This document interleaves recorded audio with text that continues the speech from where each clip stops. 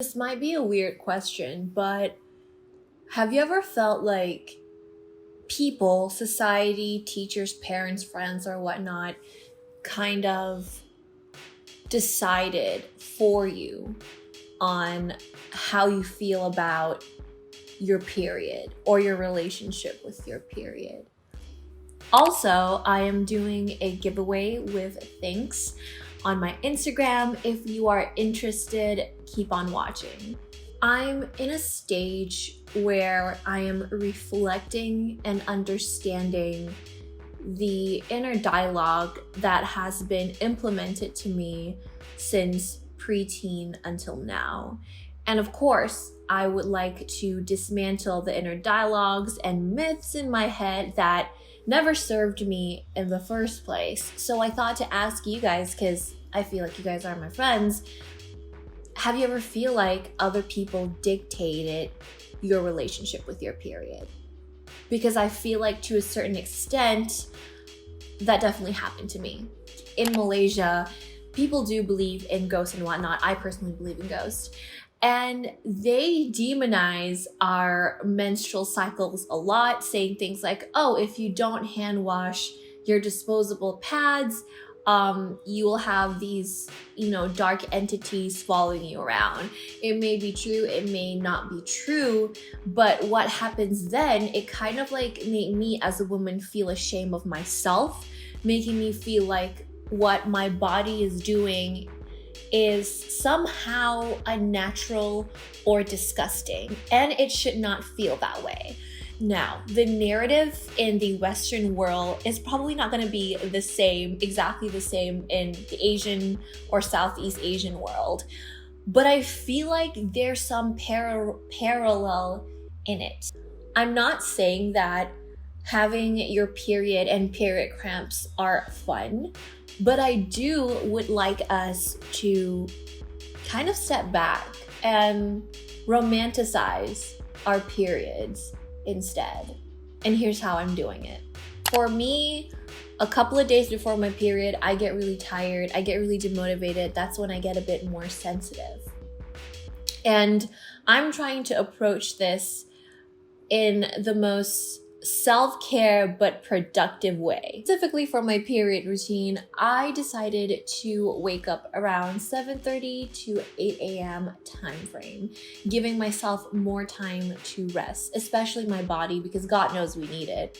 And at the same time, I also want to see what happens if I get behind on work, if I get behind on my schoolwork. And I found out that nothing was behind. I didn't lose any productivity or quality of my work. It was just all in my head.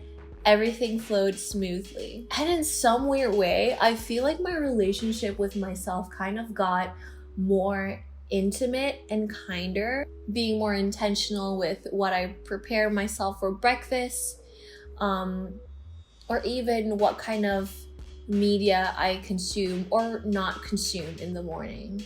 I intentionally don't work out like how I would usually work out when I'm not on my period. Instead, I realize I've been gravitating to yoga and Pilates that centers around the theme of love or self-love. Maybe it's like a placebo effect. I personally don't care because it definitely makes me feel more love doing that themed exercise. With that being said, I also implemented or redefined what is a successful day for myself. And it's not just going to be during my period or before I get my period. It's for my whole lifestyle. For example, I decided that whenever I eat on time, or I remember to eat 3 to 4 meals a day, I will, okay, weird accent, but I will say thank you to myself. I will consciously highlight it, celebrate it, thank myself so I could do more of it. I found out that as you put more time and effort in your relationship with yourself, your life as a whole seems to be more romantic, magical. Like, I can say out loud that I am in love with my life. My life is not perfect. I have so many things I want to manifest and goals to, you know, what's that word? I forget that word, but whatever. I have so many goals and things that I want to do, but right here, right now, I am so in love with life. And that is all because I decided to be kinder to myself and to put in more effort into my relationship with myself. That sounds really like redundant. I'm sorry. Patience and tolerance are two things that I am working on, especially patience, actively working on. I'm very impatient. When I want something, I want it right now. But I've been practicing that, and I feel like the more I practice patience with myself, the more I find myself to be like more patient with other people. For example, my partner, because God knows, men can be so dumb sometimes.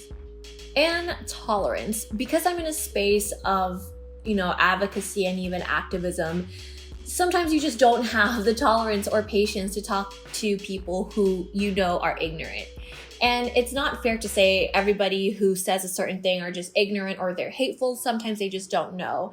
So realizing that and tolerating myself with my own ignorance kind of shed more light and allow myself to empathize more.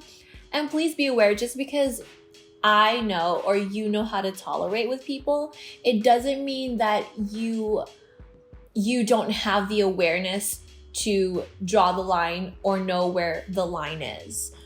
I feel like a lot of people get really uncomfortable or don't want to change or grow because they're afraid of, okay, if I forgive this person, what if I let them do what they did to me again? If I'm being more tolerant, what if I allow bad things to happen to me or to a marginalized group again? And that's definitely not the case. And please keep in mind, these are dialogues and kind of like old fear or limiting beliefs that I have with myself.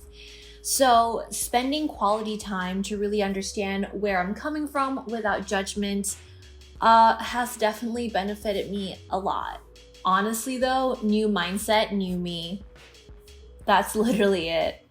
Another thing that I've been doing is asking random questions or just questions that I wouldn't normally ask myself.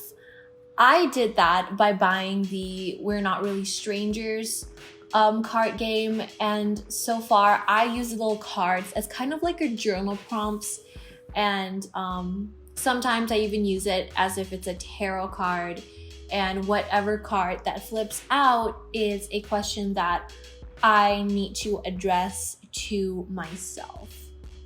That probably sounds weird to some people, but it has definitely worked for me, especially in the time of the month where I'm a bit more vulnerable or fragile, you might say.